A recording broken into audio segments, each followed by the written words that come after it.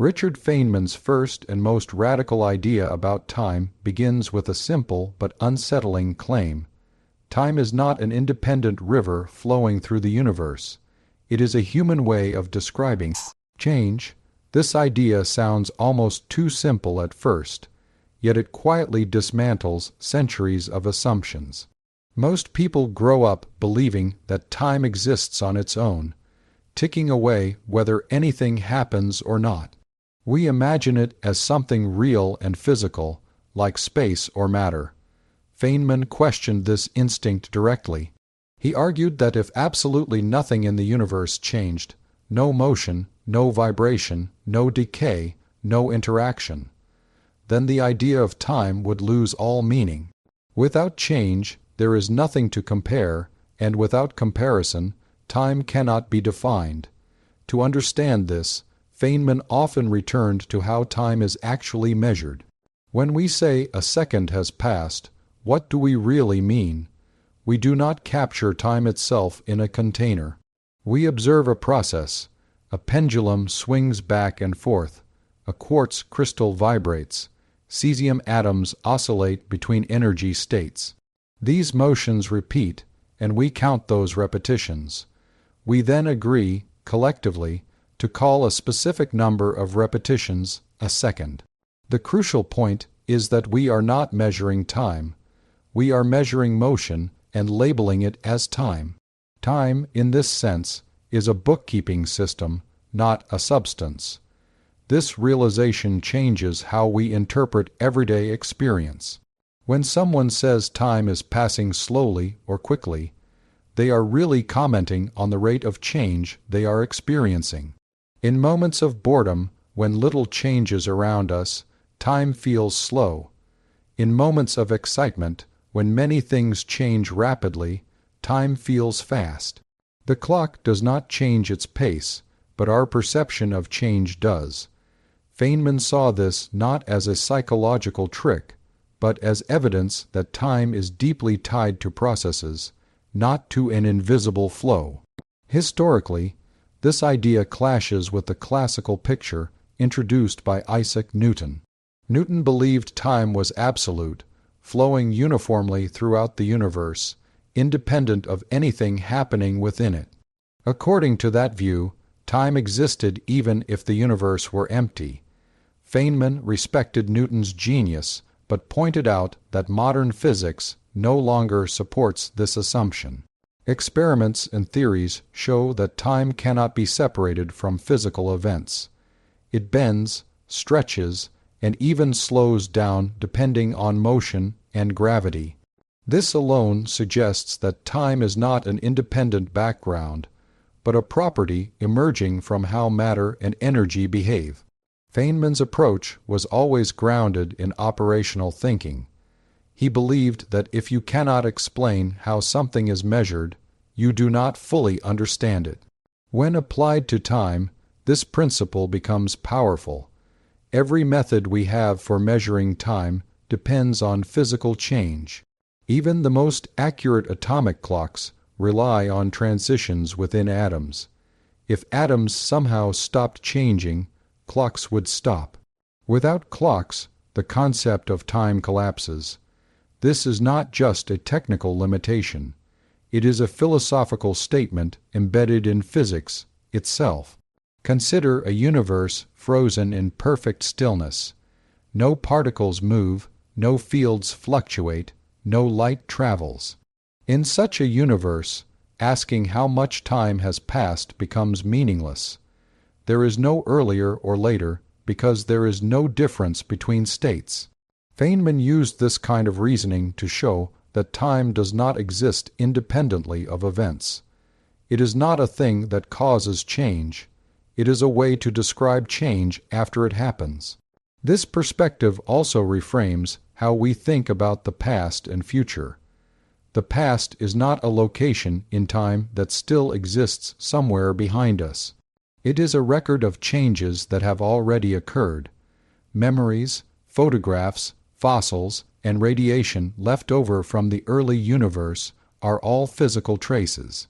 They are present objects encoding information about earlier states. The future, by contrast, does not yet exist in the same physical way because its changes have not happened. Time, then, is not a line we travel along, but a sequence of states the universe moves through. Feynman was careful not to oversimplify. He did not claim time is an illusion or that it does not exist at all. Instead, he argued that time exists as a relationship between events. It is real in the same way distance is real. Distance does not exist without objects to be separated. Similarly, time does not exist without events to be ordered. We do not ask how far apart two empty points are if nothing occupies them. In the same way, asking how much time passes without any change is meaningless. This view becomes even more important when we look at modern physics. In relativity, time behaves differently depending on motion and gravity. A fast, moving clock runs slower than a stationary one. A clock closer to a massive object runs slower than one farther away. These effects are not errors or malfunctions. They are consequences of how spacetime works. If time were an independent, universal flow, such differences would not occur.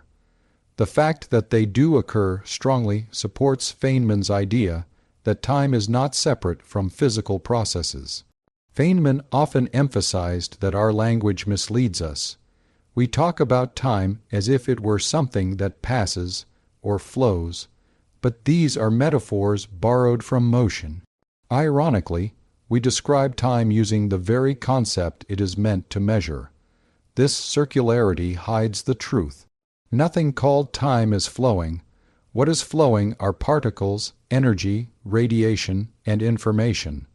Time is the label we attach to the order and rate of these flows. This insight also affects how we think about aging and decay. We say things age because time passes, but in reality, things age because physical and chemical processes occur. Cells divide, molecules break, entropy increases. Time does not cause these processes, it describes them. If the processes stopped, aging would stop, regardless of how much time we think should pass. This reverses a deeply ingrained intuition and places causality back where it belongs, in physical interactions, not in time itself. In cosmology, this idea becomes even more striking. The early universe is often described as a moment in time, the beginning of everything. But from Feynman's perspective, the beginning of time is really the beginning of change. When the universe was in a hot, dense, rapidly evolving state, change was extreme, and time as a measure became meaningful. Asking what happened before the universe began is tricky, not because it is forbidden, but because the concept of before may lose meaning when there are no earlier physical states to compare. Feynman's approach avoids mystical explanations. He did not appeal to hidden dimensions of time or metaphysical flows. Instead, he insisted on clarity. If time is defined by change, then understanding time means understanding the laws that govern change. This shifts the focus from abstract speculation to concrete physics. It encourages us to study motion, energy, entropy, and information rather than chasing an invisible entity. This way of thinking also explains why time feels so important in human life. Our bodies and minds are systems constantly changing. Memories accumulate, bodies grow and decay, experiences alter brain states. Because we are embedded in change, time feels fundamental. But this feeling does not mean time is a substance acting upon us. It means we are deeply aware of change because our survival depends on tracking it. Feynman's idea challenges the emotional weight we give to time. People fear running out of time, losing time, or wasting time. From his perspective, what we are really afraid of is losing opportunities for meaningful change. Time itself does not take anything away. Physical processes do. choices do, entropy does. Understanding this does not remove the emotional reality, but it grounds it in the physical world. At its core, this keynote teaches humility. It reminds us that some concepts we treat as fundamental may actually be derived. Time feels basic because it is woven into every experience, but physics suggests it emerges from deeper rules. Feynman did not claim to have the final answer, but he showed a path forward. Stop asking what time is in isolation and start asking how change happens and how we measure it. By reframing time as a description rather than a driver, Feynman gave us a cleaner, more honest picture of reality. The universe does not move because time pushes it forward. The universe changes according to physical laws, and we call that sequence of change time. This idea, once fully absorbed, quietly transforms how we see clocks, history, aging, and even our own lives. It does not make time disappear, but it places it exactly where it belongs, not as a master of the universe, but as a map we use to understand its motion. Richard Feynman's second keynote idea about time pushes the discussion deeper by shifting attention away from abstract philosophy and firmly into the working machinery of physics. For him, time could never be understood by sitting back and thinking about it in isolation. It had to be understood by watching what nature actually does. Motion, probability, and physical laws were the only honest guides. Any explanation of time that did not connect directly to how particles move, interact, and obey equations was, in his view, incomplete. Feynman believed that the universe does not consult a clock before deciding how to behave. Particles do not wait for time to pass before they move. They move according to forces and probabilities. Time appears in the equations of physics not as a commanding authority, but as a parameter that helps us track change. When a particle moves from one place to another, when energy transfers, when a wave oscillates, we use time to describe how quickly or slowly these processes occur. But the driving force is always the physical law, not time itself.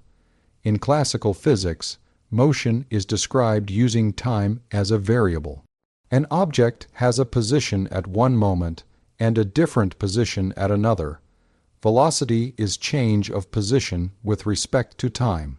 Acceleration is change of velocity with respect to time. This mathematical structure can make it seem as though time is doing something active. Feynman warned against this misunderstanding. Time in these equations is not pushing objects forward. It is simply a reference scale that allows us to compare one state of motion with another. What made Feynman's view powerful was his insistence that physics should remain operational. If time plays a role in an equation, we should be able to point to a physical process that corresponds to it. When we say an event takes 5 seconds, we are really saying that during that event, a certain number of standard motions occurred elsewhere, such as oscillations in a clock. Motion is always compared to motion. Nothing ever compares itself to time directly. This becomes even clearer in quantum mechanics, where Feynman made some of his most important contributions. At the quantum level, particles do not behave like tiny billiard balls moving along clear paths. Instead, they are described by probabilities. A particle does not have a single definite path from one point to another.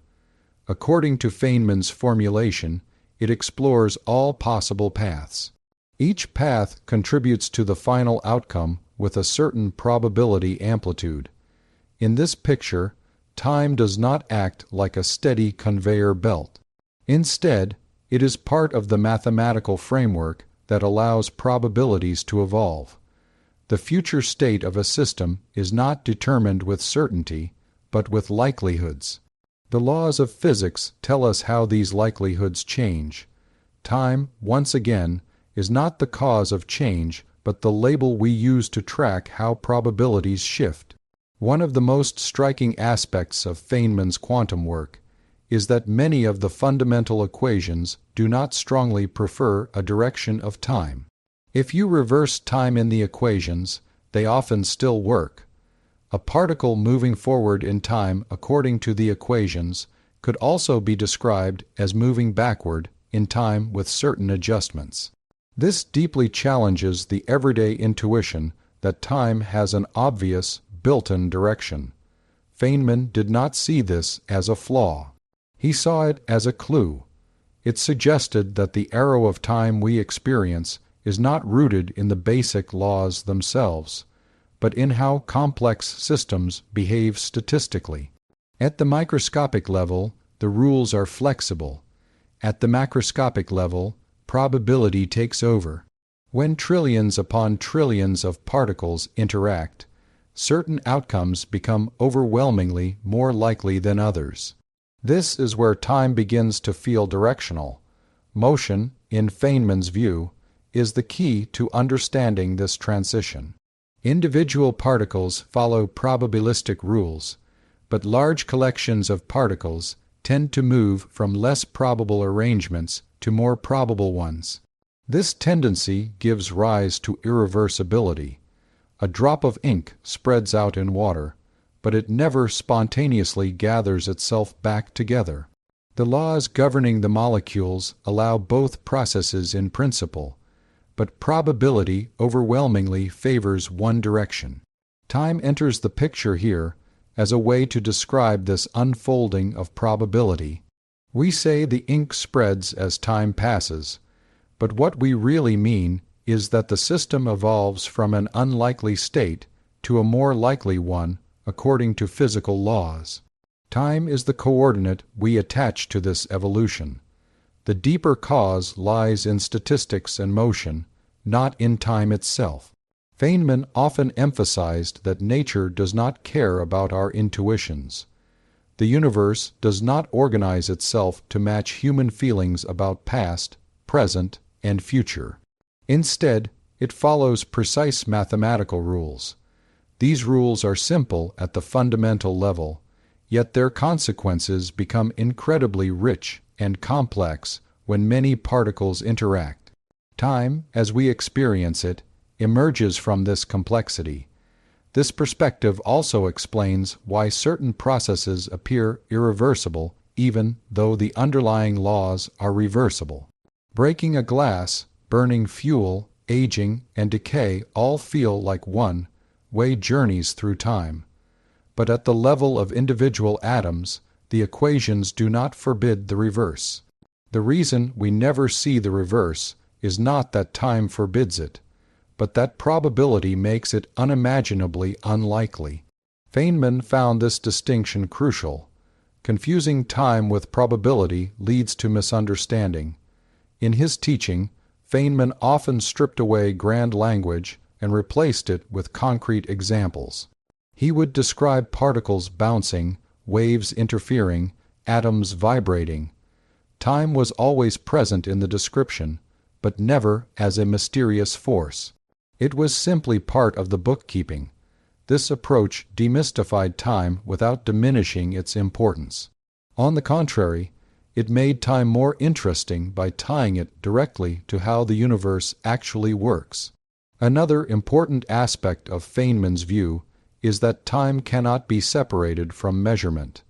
In quantum mechanics, measurement itself plays a strange role. Observing a system affects it. Probabilities collapse into outcomes. Time is involved in this process, but again, it is not acting alone. The interaction between the measuring device and the system is what produces change. Time is how we describe when that interaction occurs and how long it lasts. Feynman resisted attempts to give time a special metaphysical status. He was skeptical of explanations that treated time as something fundamentally different from other physical quantities. To him, time was deeply connected to energy, motion, and action.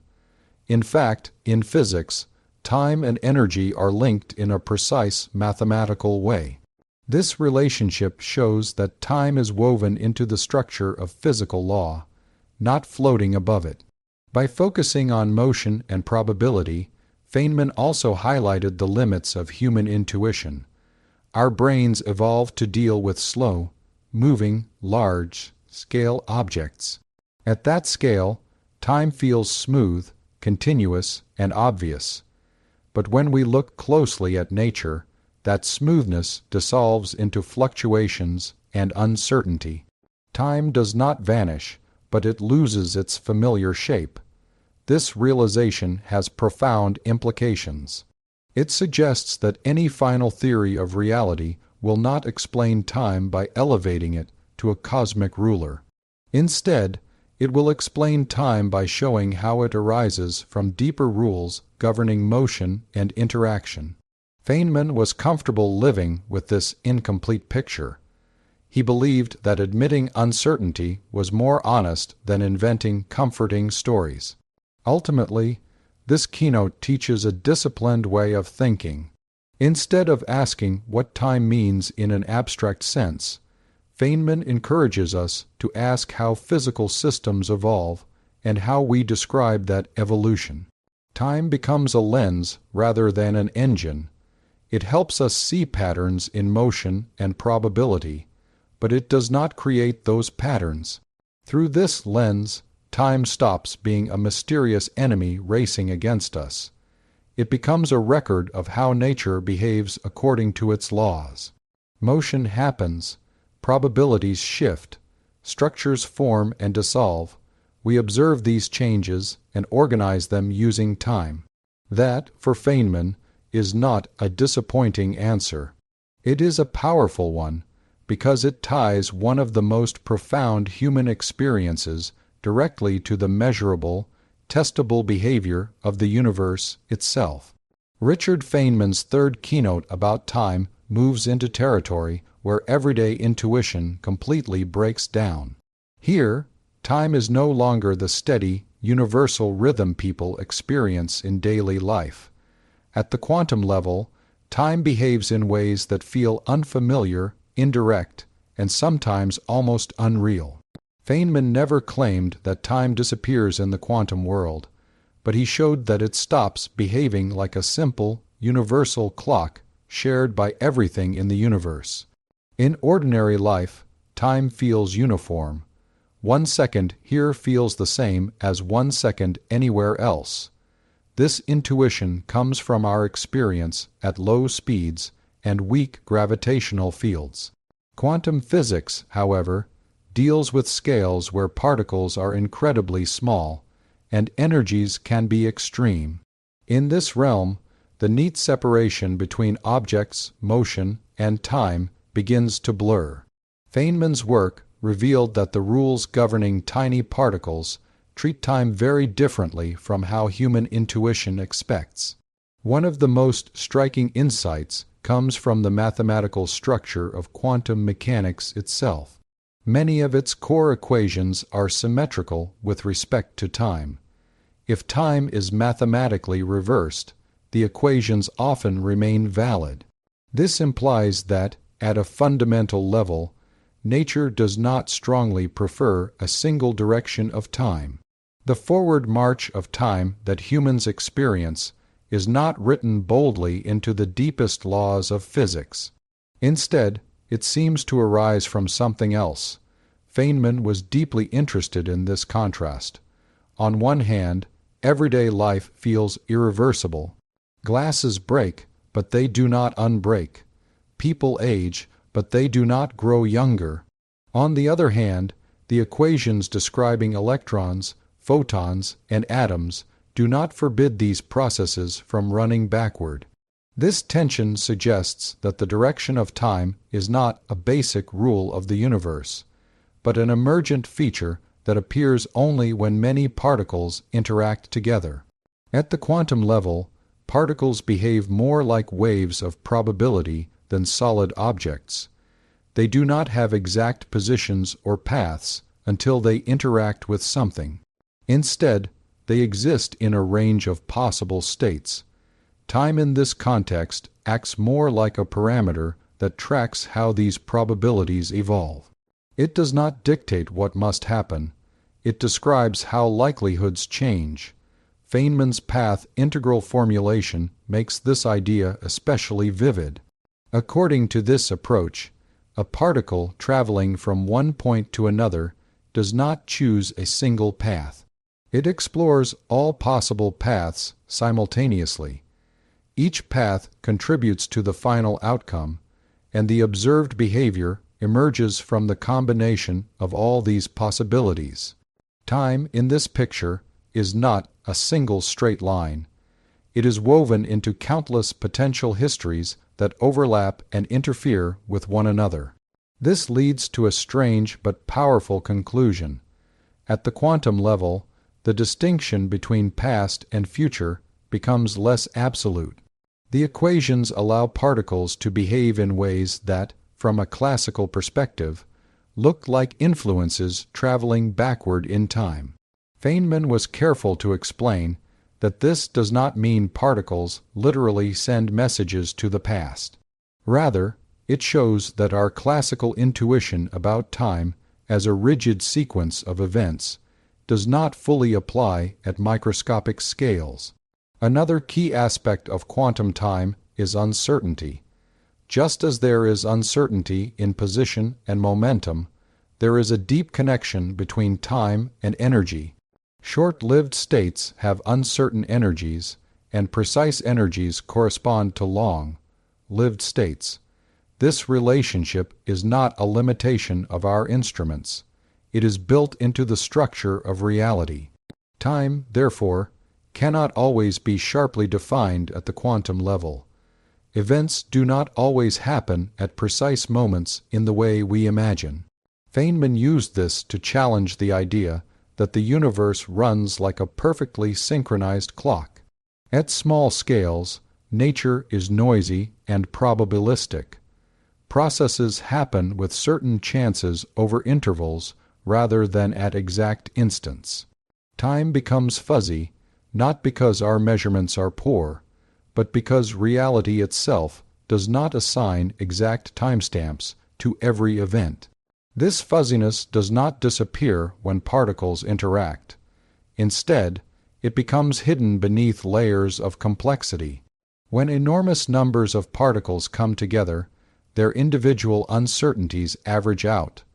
The result is the smooth, predictable flow of time we experience in everyday life.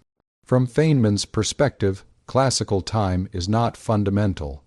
It is a large-scale approximation that emerges from quantum behavior. This insight helps explain why attempts to unify quantum mechanics with gravity are so challenging. Gravity, as described by general relativity, treats time as something flexible and geometric, shaped by mass and energy. Quantum mechanics treats time as a parameter governing probability evolution. These two pictures do not easily fit together. Feynman recognized this tension and saw it as a sign that our understanding of time is still incomplete. He resisted simple answers. Instead of claiming that time is an illusion or that it does not exist, he emphasized that time behaves differently in different contexts. At the quantum level, it loses the absolute authority it seems to have in daily life. It becomes intertwined with measurement, interaction, and uncertainty. Measurement plays a particularly strange role in quantum time. When a quantum system is measured, its range of possibilities collapses into a specific outcome. This collapse appears to happen at a particular moment, yet the theory itself does not clearly define when that moment occurs. Time here is tied to interaction, not to an independent ticking clock. The act of measurement creates a boundary between before and after, giving time a localized meaning. Feynman was honest about the mystery here. He did not pretend to know exactly how measurement works at the deepest level, but he was clear about what the mystery tells us. Time is not a simple, universal backdrop. It is deeply connected to how systems interact and exchange information. This connection to information is crucial. At the quantum level, information about a system is limited and fragile. Time becomes a way of tracking how information spreads, transforms, and sometimes disappears.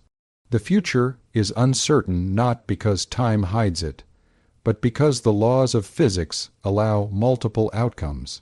Time is the stage on which uncertainty plays out, not the force that resolves it.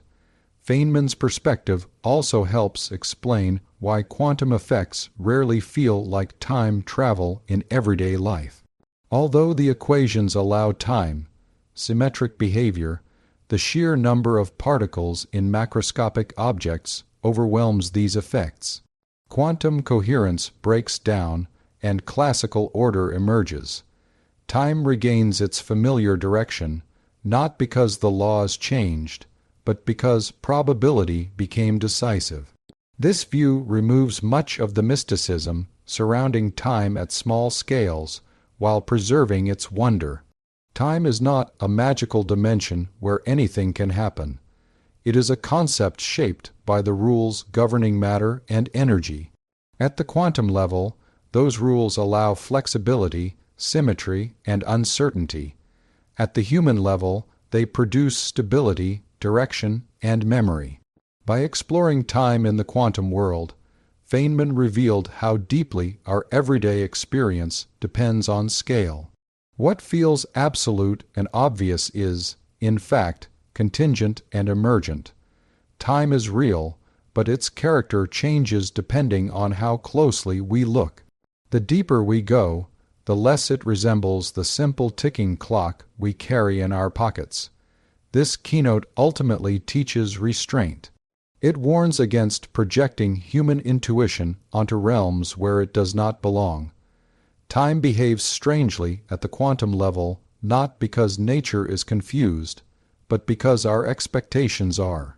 Feynman invited us to accept this strangeness without fear, to see it as evidence that reality is richer than common sense suggests. In this view, time is not broken or incomplete at the quantum level. It is simply different. It operates as a flexible parameter governing probabilities rather than as a rigid ruler marking moments. From this foundation, the familiar flow of time emerges not as a fundamental law, but as a collective effect of countless quantum interactions working together.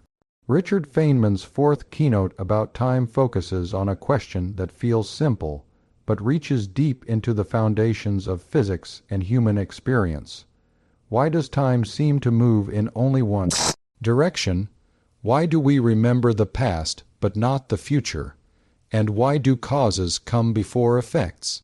Feynman approached this not as a mystery of time itself, but as a consequence of how the universe organizes events, information, and matter. In his view, the direction of time does not come from clocks, calendars, or some built-in cosmic arrow. It comes from cause and effect, shaped by probability and the growth of disorder.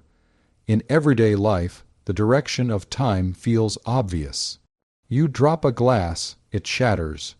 You never see the pieces leap up and reassemble themselves into a perfect glass.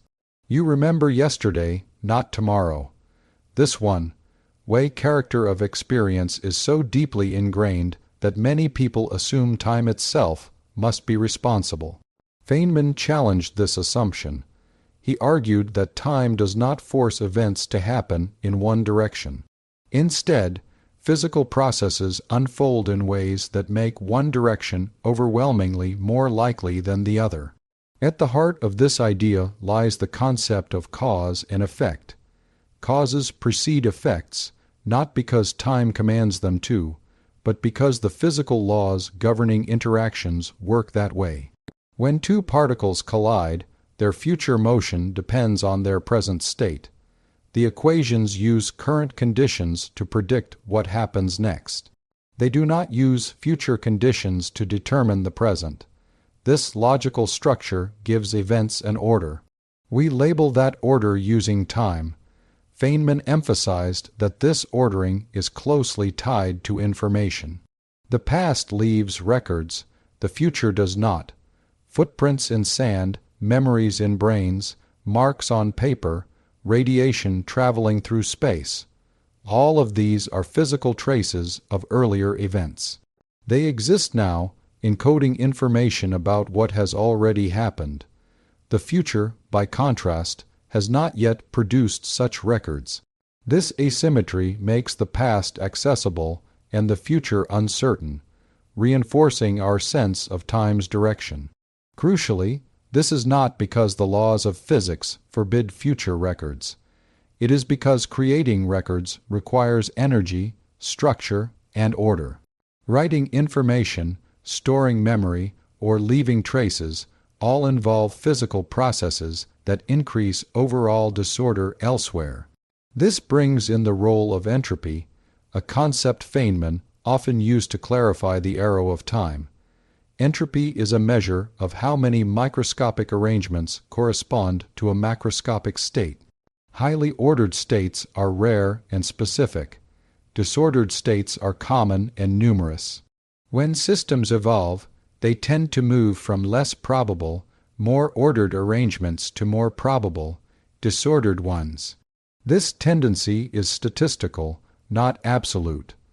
The laws of physics allow entropy to decrease locally, but the odds are astronomically against it happening on a large scale.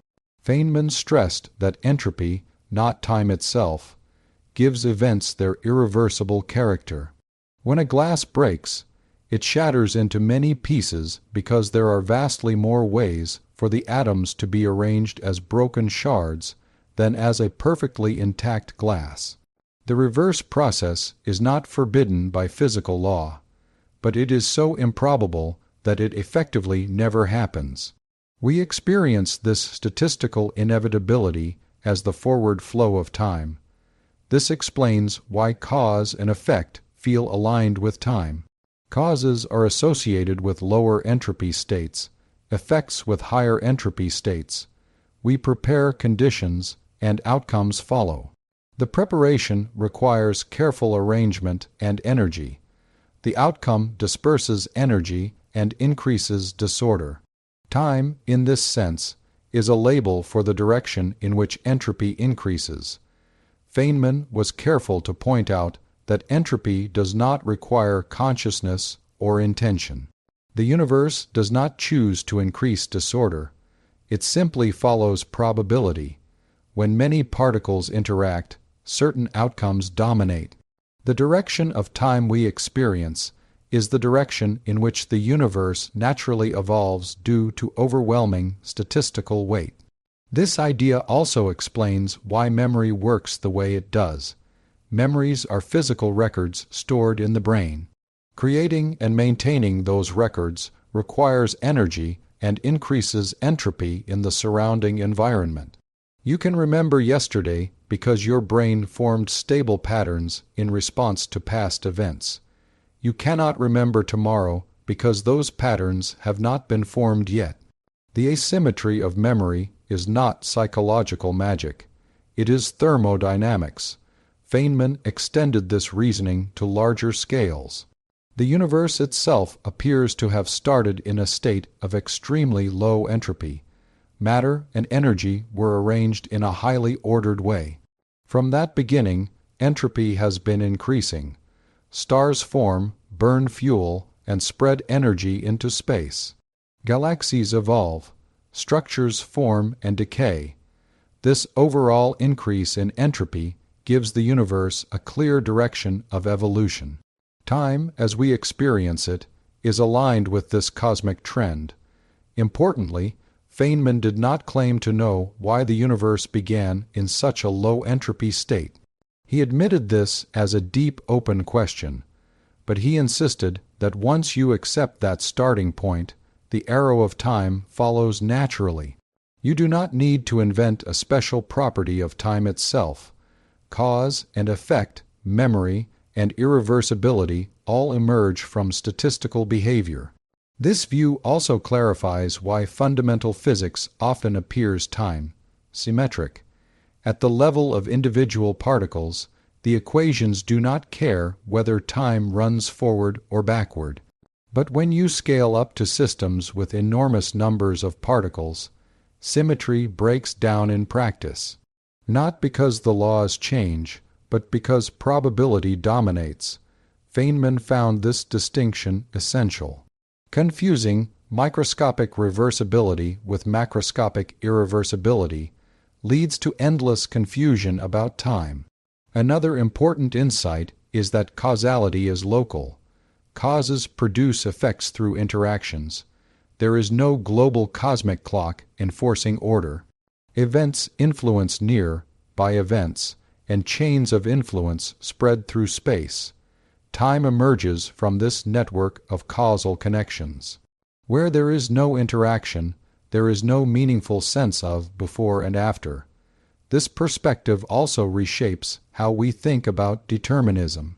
Even in a universe governed by probabilistic laws, cause and effect still hold.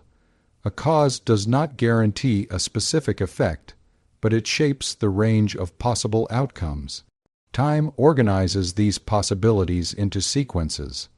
The future is open not because time is mysterious, but because probability allows multiple paths forward. Feynman often warned against romanticizing time. He disliked explanations that treated time as a force dragging everything forward. Such language hides the real mechanisms at work. When something happens, it is because particles interacted according to physical laws, not because time decided it was their turn. Understanding this can be unsettling. It removes the idea that time is a guiding river carrying us along. Instead, we are inside a universe constantly rearranging itself according to probability. Time is our way of describing the